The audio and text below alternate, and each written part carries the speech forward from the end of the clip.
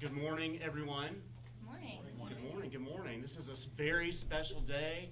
We're excited to be here with all of you. Welcome, not only to our media partners in the room, but to all of you joining us via live stream. This event is being recorded for later viewing, so please do share it with your friends, colleagues, networks, everybody, because we want everyone in this community and others to know about our wonderful teachers, our 6 finalists, and our Teacher of the Year coming up on May 8th. So thank you for joining us for this occasion today. Superintendent Wilcox does send his regrets. He's at home recovering from just a minor illness. Believe me, no one is more excited to spend time with teachers than Dr. Wilcox. He regrets not being here, but he does look forward to seeing all of you in person on May 8th, if not before, as we announce the Teacher of the Year finalists. But expect that the superintendent will come by very soon and congratulate you personally. He's very much looking forward to doing that. So thank you.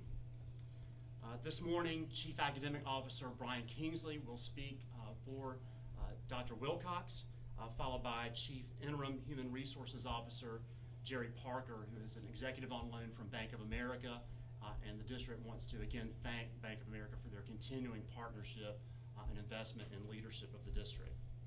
The Teacher of the Year finalists will be available at the close of the event for one-on-one interviews.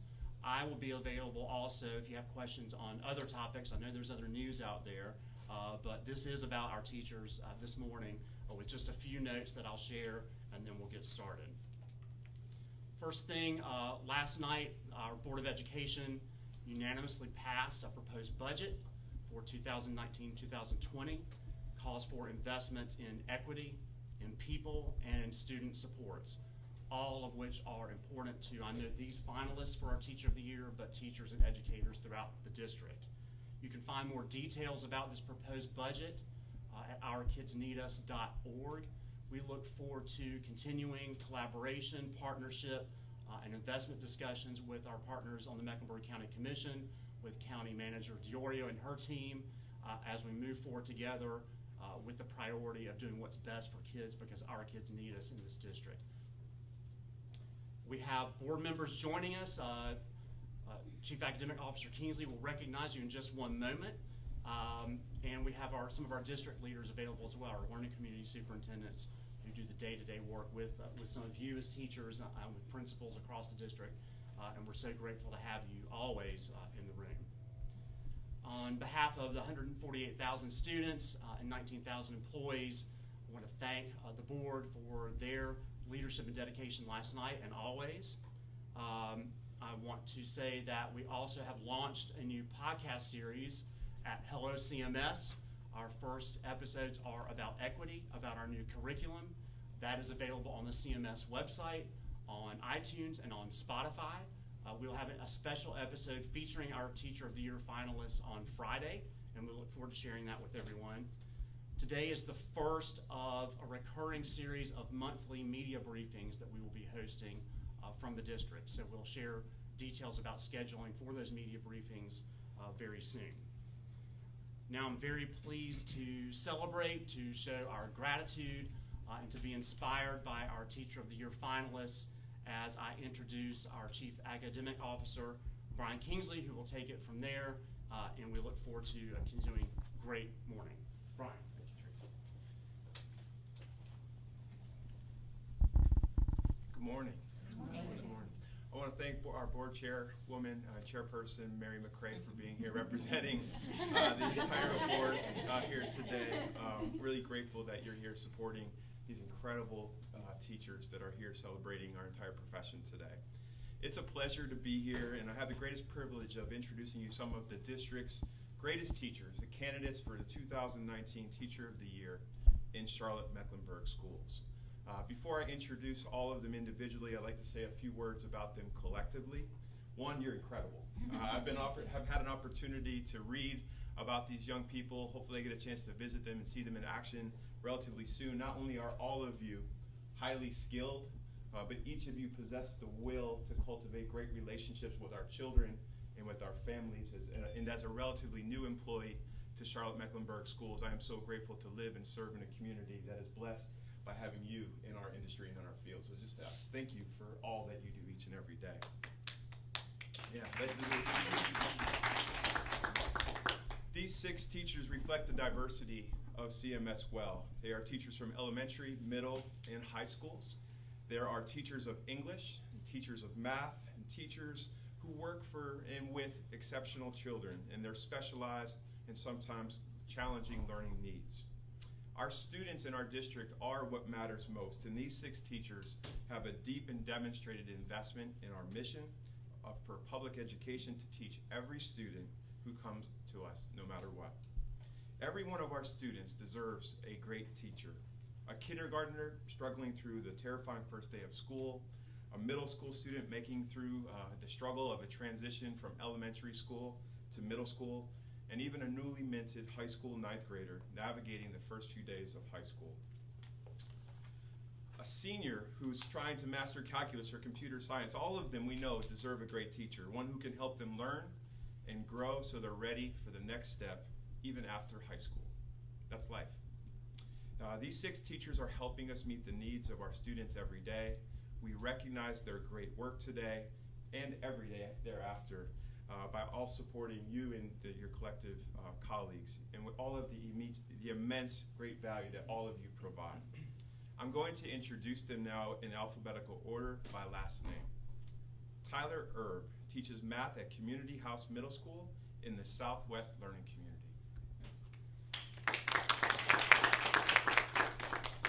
Precious Cote is an EC teacher at Metro School in the Central 2 Learning Community.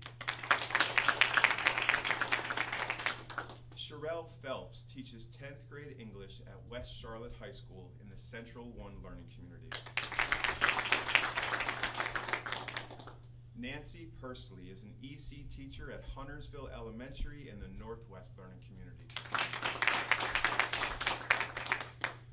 Alicia Annasmith teaches 2nd grade at Stony Creek Elementary in the Northeast Learning Community. Kimberly Tuttle teaches AP and Honors English to 11th graders at Levine Middle College High in the Southeast Learning Community. These are some of the best teachers in our district, and I'm glad that you are here today to help us recognize each of their contributions. Now I'm going to pass it over to Ms. Gerri Parker, our Interim Chief of Human Resources, who will talk about how we find and keep great teachers like these good people here. Gerri? Thanks, Brian. As you mentioned, talent attraction and retention is one of the key priorities for the Human Resources function. And I will say there's been a lot of work that has happened over the last year in partnership on behalf of the entire HR organization, as well as with many of our school leaders. I am very proud to say that as of today, for our 18-19 school year, we actually only have 7 teacher vacancies across the district out of approximately 9,000 positions that we have. We recently had our spring Thank you. We recently had our spring teacher career fair where we had over 750 licensed certified professionals turn out to that career fair. Going into the career fair, we had roughly 300 vacancies for the 19-20 upcoming school year. We were able to fill almost 25% of those vacancies through offers that were extended and accepted the day of the fair. We expect to see over the course of the next 3 weeks approximately 50 or so additional offers that will be extended, because we traditionally see schools schedule additional interviews over that time period. So we expect to see a lot more coming from the fruit of that labor. A recruitment bonus is also currently being offered for certified traditional teachers coming from outside the district in the areas of math and science who are open to our Title I schools, in an effort to make sure that we adequately have the staff that we need for those particular schools as well. In addition, CMS is also offering 2 additional license pathways. That is done so because we have gone away from the traditional lateral entry program that the state had offered previously. So if individuals are interested in those other alternative license paths, I would suggest that you go to the CMS website and you can attend a webinar to get more information about them. We do have an additional career fair that will be held over the summer, July 18th. That fair will be open for traditional candidates as well as those seeking alternative licensure. So I encourage people, if you have not had a chance to have exposure, to please join us for those events as well. And the last thing that I would just say is that right now we are down to 220 vacancies currently for the 2019-2020 year. I'll state saying that we are in April and we're down to 220 vacancies for next year, so let me reiterate one more time. So we are very excited about what those possibilities are, and I will tell you that our job is to go out there and find the best candidates for each and every one of our classrooms so that we can mirror the phenomenal talent that you're able to meet today. Thank you. I'll turn it back over to you. And now we'll hear from each of our finalists. They'll share a bit of their story, their inspiration, why they're teachers, and about their dedication to their craft and our students.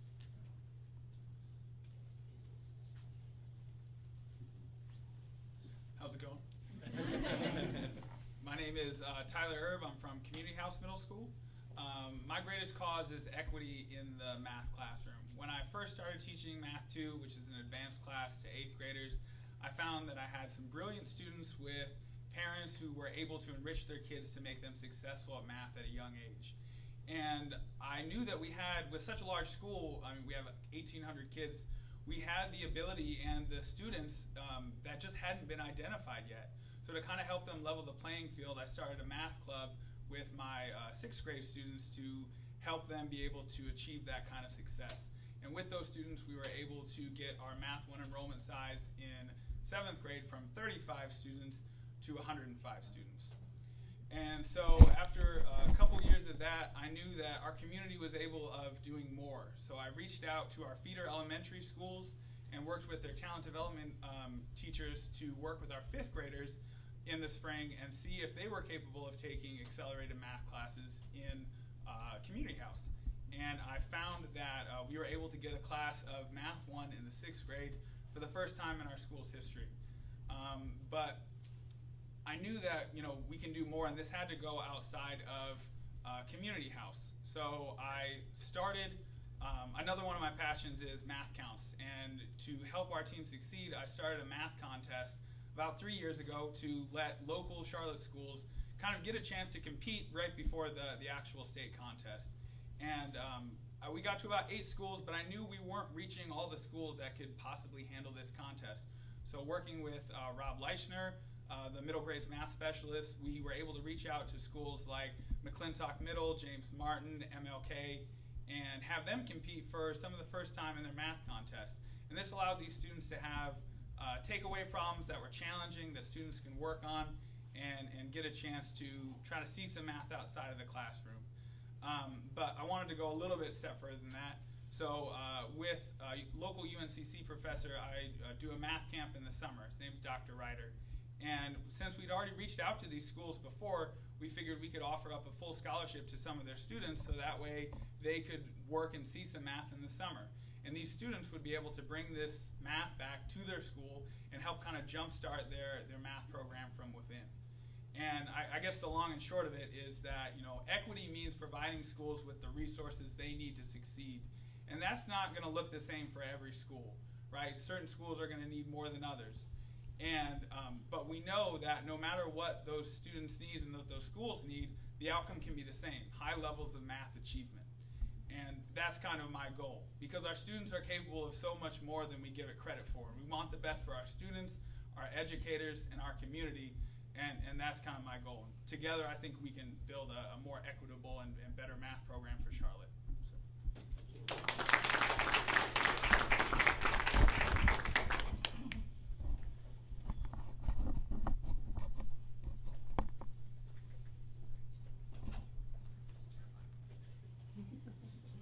Hi everyone, my name is Precious Cote. I'm a transition autism teacher at the Metro School.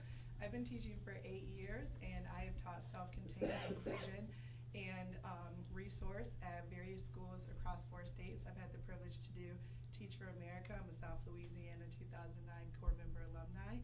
And in my experience as an educator, the thing that I noticed stuck out the most to me as a special education teacher, exceptional children in Charlotte, is that if you give students who have been disenfranchised or stigmatized in the past an opportunity to have access to the same level of a viable curriculum that their regular education peers have access to, then you will see them experience the greatest amount of growth that, in my opinion, is possible in our field. So my best moment in teaching so far in my career has been one of my students had spinal bifida and was in a class for students that have severe to profound cognitive disabilities. At the same token, though, I noticed early on in the year that he could read and write and do things that other students in my class couldn't do. So I started off small and I said, well, take this test. And the test was like a few grade levels above what we were learning, and he could pass with flying colors. I said, let's try more. And I started doing textbook work with him, and I kept advancing the grade level until I realized this young man was on grade level, and he had been misdiagnosed and put into a lower class sheerly because of the fact that he had spinal bifida and was wheelchair bound. And in that moment, I had an aha moment as an educator and realized that we have done a disservice to some of our students, specifically our students who are in resource, and not identifying them correctly and ensuring that we are giving them the tools that they need to be successful. So that year I was able to help that student transition into inclusion. We were able to get him a one-on-one aid. And the best thing in the world happened 4 years later when he graduated from high school. He came back and found me on Instagram, and he said, it's funny he found me, he said, Miss Cote, I want you to know something. Here's a picture of me at prom. I went with a beautiful young woman to my prom. Here's a picture of me graduating. I graduated with honors, and now I'm going to college. And the only reason why this is happening is because you took a chance on me when you met me in 8th grade and found me at this low point, decided that you had a culture of high expectations and that you had grit and would not give up on me. And you pushed me until you were able to see that there was a value that can be added when one taps into a student's natural ability. So with that being said, my biggest piece that I like to contribute to CMS is I like to advocate for EC teachers across our district. I like to ensure that, like she stated, that we not only attract, but that we retain the highest quality professionals in the EC field, that we provide them with better ongoing professional development, and that we give all of the teachers in CMS, all students, all schools, access to the same viable curriculum, ensure that all of us have equity, and most importantly, make sure that all students have access to the best education possible. Thank you.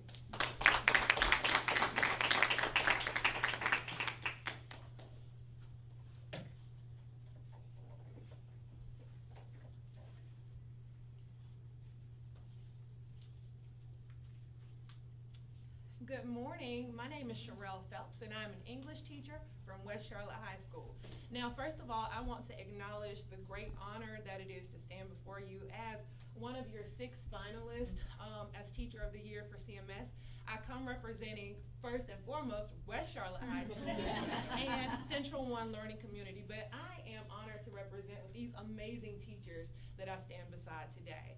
As an educator, I feel like we have such a unique opportunity to have daily an experience to touch the future in its most tangible form. And what I mean when I say that is that we can actually touch the future and we can mold it and we can shape it however we deem necessary. That's powerful. That's really powerful.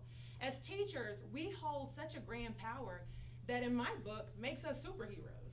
And so I evaluate that power daily, and I ask myself this question: what are you going to do with all this power? What are you going to do with all this power? How are you going to use it? And so I evaluate, and of course there are many ways that I think of how I can use my power. Obviously, what I was hired to do, teach English and reach the kids academically. But over the last couple of years, I've thought about it. I'm like, I got to go deeper. We have to go deeper as educators.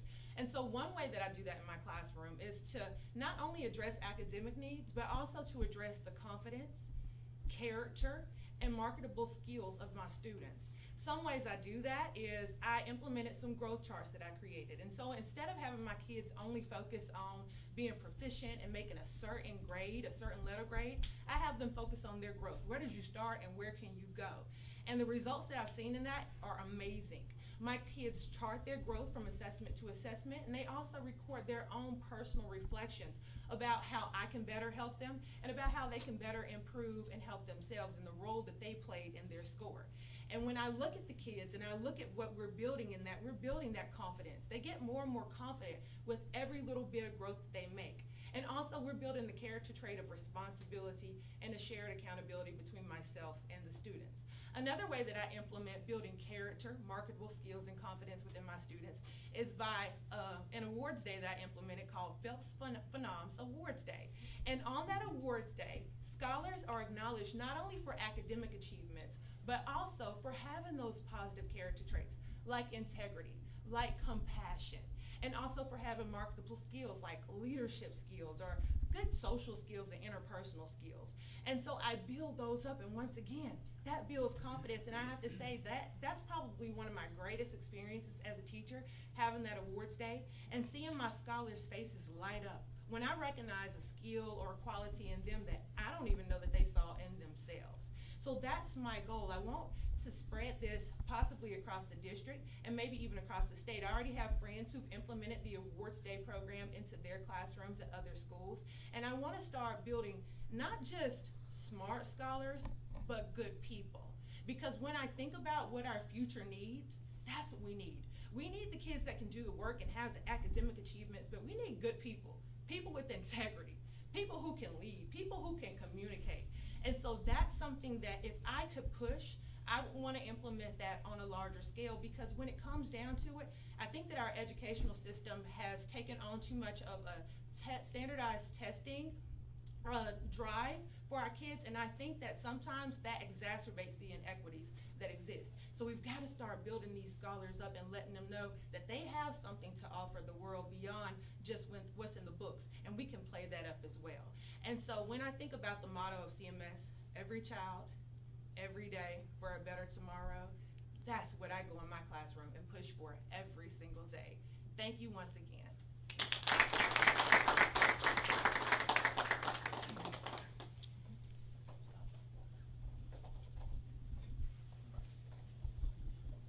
Well, that's not hard to follow. Good morning. I'm Nancy Pursley. I am a special education teacher at Huntersville Elementary School in the Northwest Learning Community. And I teach a very different class, probably similar to Precious, but I have the younger end, the elementary school. My students have intellectual, physical, medical disabilities. They're all nonverbal. Most of them use wheelchairs for mobility. And when you first meet my students, you might wonder, I've had many people question, why are my students at school? How are they part of the community? And I'll tell you two things that I've learned by teaching my students over the year, two things that they have taught me. I've learned that every single student can learn, and it is phenomenal to watch. I have my students sometimes for 2 years, sometimes for 3 years, sometimes for 6 years.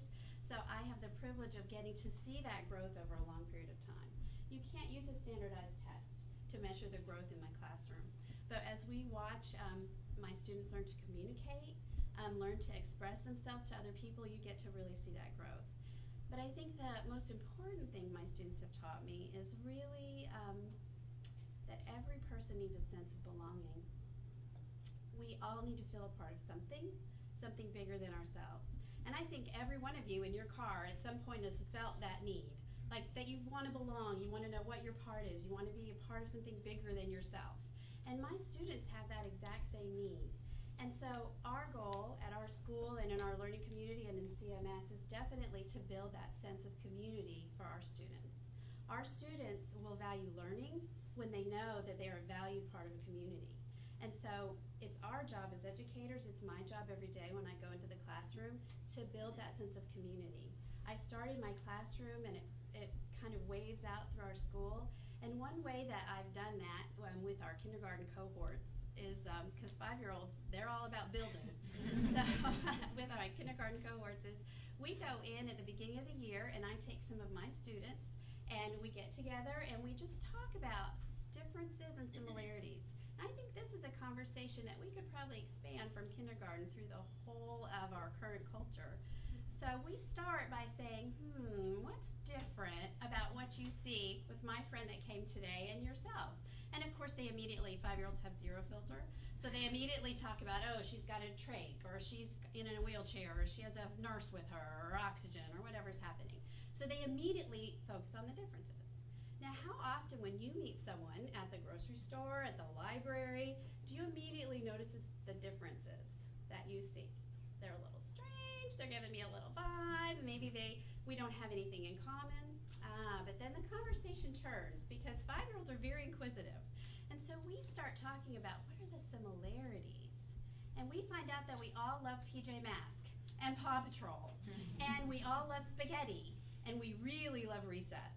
And so we start thinking beneath the surface of what we see on the outside, and we start reaching for those similarities. And so we encourage all of the students, as they go throughout their day and throughout the school, to look for similarities in people, not differences. And those little ones will stop me in the hallway and say, oh, I found out so-and-so like such and such. It's amazing. The teachers, it drives them crazy because, you know. But they'll stop and they'll notice similarities. And they'll start telling me, I saw someone at the park. And guess what? They like the monkey bars. I saw, well, you know what? That's building community. And that's what we need. That goes right along with what you're talking about. We're building community. If our children can start seeing how we're the same and how we can work together for the greater good, wouldn't that change everything we might not be happy about today in America? And wouldn't that make CMS everything that we want it to be and that we know it can be? Because I'll tell you what, one of the most encouraging things about this whole Teacher of the Year process is that I know, probably we all know, 50 other teachers that could be standing here instead of us. And so it is so encouraging to be part of a school district that values educators, that values our students, and that gives all of us, not just us 6, the opportunity to really pour our passions into our classroom. So I would encourage you, as you go about your day, next time you're at the stoplight or at the grocery store, look for those similarities, and let's continue to build a community for our students. Because as we build community, all of our students thrive. Thank you.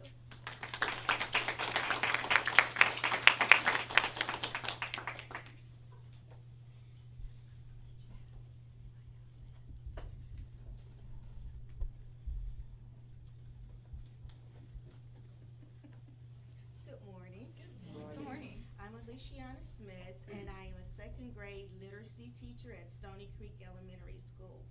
I have been a teacher and an educator since 1996. I've toggled back and forth between teaching 2nd grade and administration. This year I'm fortunate enough to have a single gender male class. I have all males. A lot of people think that that's a big wow factor, and why would I want to do that? Last year I had an epiphany. I have quite a drive to school back and forth every day, so I used that time to reflect, and there was something that kept pressing my heart. And my principal, Miss Barr, is always open. She rarely says no, but she will always come back to you with, well, what do you think about that? So I did get up the courage to approach her, and just in passing, I said, what would you think about an all-male class next year? She said, let me think about that. So towards the end of the year, during the summer, we talked about my vision and the caliber of gentlemen that I was looking for this specific type of program that I wanted to establish at Stony Creek. So we started small. And we talked about the students. We invited the parents in once we selected them. And over the summer, I had a conference with the parents and explained to them what they could expect. I told them that I've always enjoyed teaching. I love all students. However, I've always been able to connect with boys, although I have a daughter. And so I have a passion for boys. And I'm not trying to step in and be their mother. I'm not trying to raise them. But just as has been stated earlier, this is a powerful, phenomenal time for them. 2nd grade is. I know every grade level teacher thinks that, but 2nd grade truly is, because they're right there teetering between they want to be grown, but they still want to be loved on. So I am there to facilitate that for them. So I have my 16 gentlemen that have been with me all year long. I call them gentlemen, not boys. One thing that I've learned about boys is it's not as bad as you would think it is. It's not like herding ants. They actually seek out to, they want to impress. We have speakers that come in twice a month And what I did at the beginning of the school year was I did the regular teacher list of what do you want to be when you grow up, what of your interests are. And they just kind of thought I was doing that because they've done it the last couple of years. But what they didn't know was I was taking that information and I was going out into our community and bringing those people in to speak to them about their interests, about what it is that they want to be when they grow up.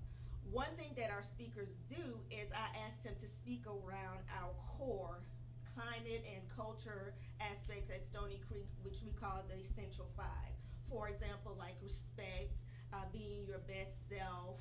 So I asked them to embed that in their speeches and share with my students. How did you use that when you were in second grade, and how did it get you to where you are today? So my students have had approximately 8 speakers come out so far this year. We've had an attorney, a former juvenile justice judge. We have had a high school principal come and visit with my students. We've had the North Carolina high school #1 recruit come and visit because of course they were interested in football, so I had to slide that in. We've had a chef visit us. We have a entrepreneur that will be coming to visit this week. One thing that I love about my boys is boys typically, especially our brown and black boys, they are on that far end, the negative end of a statistic. So that is a hard gap to close. But they also have a gap between them and girls. And boys, there is research showing that boys do learn differently. And I picked up on that years ago. So for my students, they have movement in the class. We start off the day with our turn up song, All I Could Do Is Win, because that is also our motto. We don't have any option but to win. And then my boys know that, or my gentlemen know that they can do whatever they want to do during instruction. You can sit, you can stand, you can move to the carpet, do whatever you need to do, just as long as you're focused on Ms. Smith. My best moment thus far has been, we had the high school principal come in and talk to the students, and he kept talking about college, college, college. And I've taught my students that there's a difference between a job and a career, but both you have to reach for. All Ms. Smith wants you to do is to reach high. And so one boy found some money a couple of weeks later, and the administrator was questioning him and asking him, and it was a large amount of money, asking him, what were you going to do with this money? And he said, well, the principal said that it's really expensive to go to college, and so we need to start saving early. So I was going to put it in my savings account to save for college. So I knew then that he was reaching, and that was my best moment yet. Thank you.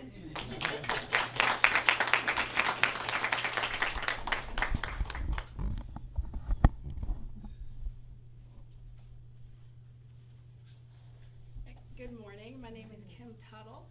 I am at Levine Middle College High School. I'm with the Southeast Learning Community, and I teach AP Language and Composition and English 11 Honors. And I have to say that my school is the best. I am very partial to my middle college because it is a situation in which children are given an opportunity to graduate from high school with an associate's degree. And I will definitely say, in the hearing you talk about the HR, it made me quickly remember April of 1998 when I was sitting at Raft University in college and I was meeting with the CMS HR personnel. And I felt like now I know the whole say yes to the dress. Well, I said yes to CMS. And each year I can say that I'm happy that I said yes to CMS. Because it's been through these 20 years where I've really learned about myself as a teacher. I've had great leaders as principals, and I've had great teachers as my leaders. And it was through that I learned this wonderful phrase of the whole child.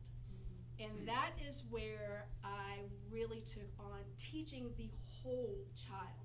Because when you teach the whole child, you're not just teaching the contents, the standards, the objectives, the state test, that comes along with it. But you're teaching those valuable skills of, guess what? I want you to be a productive citizen. So when you leave me, you can sustain and be and do whatever it is that you want in your future. And so one of the things where my principal teases me now is that he says, Duke Power really loves you because I don't have lights, I have lamps, and I have string lights. And even at a previous school, I had a dining room table, and I have couches, because in my classroom, that's my environment. It's the safe haven for my students. And because I've created such a safe haven in this classroom, they feel comfortable. This is their spot that they want to come in, and they want to talk to me during my 20-minute lunch, and I don't mind. They come and they talk to me during the 20 minutes, and before school for about an hour, and they want to know what's going on, and they want to talk about the world. And that's one of the things and the beauty of teaching the whole child, because they're getting something that I'm teaching them in the classroom, but they're also getting what it means to be a good person, because so many times kids feel as though their voice does not matter. And we see that, and we hear that from our kids today. And one of the things that they know is that once you step foot in Miss Tuttle's classroom, you're not my student, you're my child. And there's a difference between a student and a child. Because if I'm teaching you as though you are my child, that means each day that I walk in there, I'm giving you my best. And so therefore, you do not want to give your child the worst that you have. And a dear principal said, on your worst days, would you want to be your child's teacher? On your worst days, think about that. And so it is a huge reflection of, that means I've got to come every day on my A game. And so by my students becoming my children, that means that I give them all that I have every single day. And I say one of the best things that I have learned was when I was sitting in my high school teaching a class in Huntersville, and we were doing a lesson on the Holocaust, and a kid raised his hand and said, Miss Tuttle, can we go on a field trip? And I was like, I guess. I said, where do you want to go?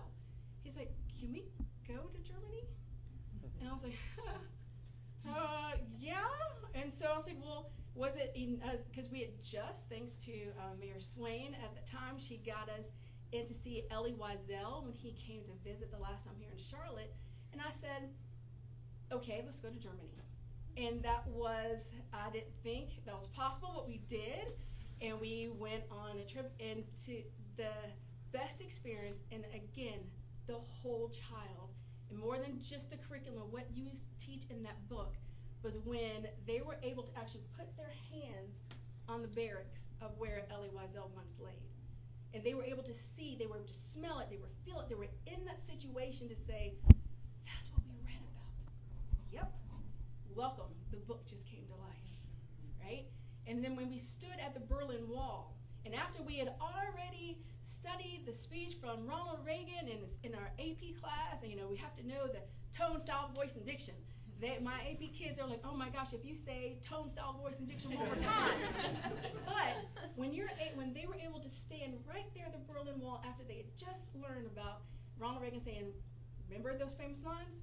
Tear down that wall.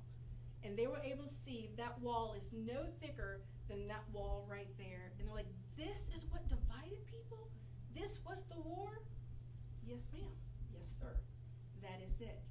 And so that's one of the things that when you walk into my classroom, it's more than just the books, it's life experience. Because what we were taught when we were in high school or even in elementary is that what they were preparing us for, those jobs are obsolete now.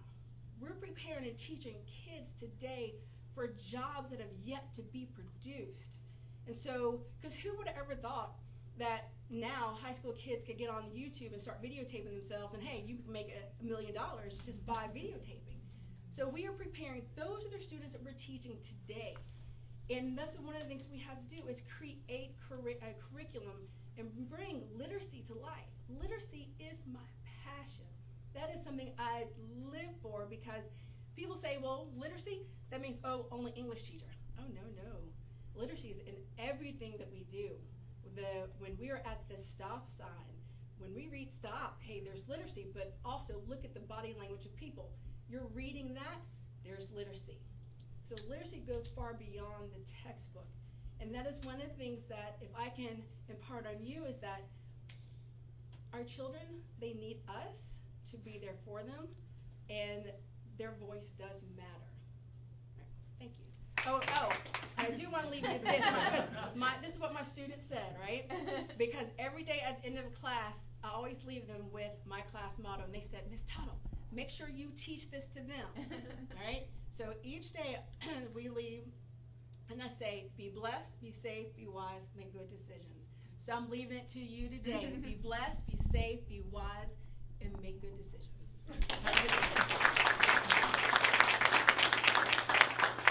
Well, we have got to give it up for each of these and all of these.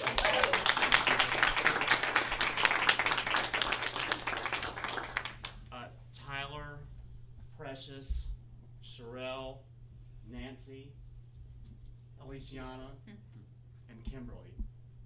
You are teachers through and through, we can tell this morning, because you've taught us this morning not only how to drop a few mics, there are not even enough up here, but about the power of high expectations, the power of a sense of belonging and building community, the power of joy in what you do, the power of focusing on similarities, not differences, the power of courage and asking questions around what if, reaching, saying yes. And these are all characteristics of fantastic, wonderful, and amazing teachers and people who are making a difference in the lives of students everywhere across this district every single day. Thank you for representing them and you so well. I'm sure that none of us envy the work of the selection committee now, but there will be a final Teacher of the Year announcement on May the 8th at Mallard Creek High School at 4:30 p.m. It is a celebratory event of teaching, of learning, of students, of a Teacher of the Year, of our finalists, and all of your colleagues. We look forward to seeing you then. You can find the stories of our finalists on the CMS website. There are also great videos of them receiving the news that they are a finalist. So if you're into the sort of Publishers Clearinghouse, show up at the door, look of surprise, please take a look at those and share them. And finally, we will, of course, live stream the final event on May the 8th. Look forward to seeing you there. Our finalists are available for interviews now. I'm available for other topics if you have questions, but I would encourage our media partners to take advantage of this wonderful opportunity to talk to these amazing people, these wonderful teachers.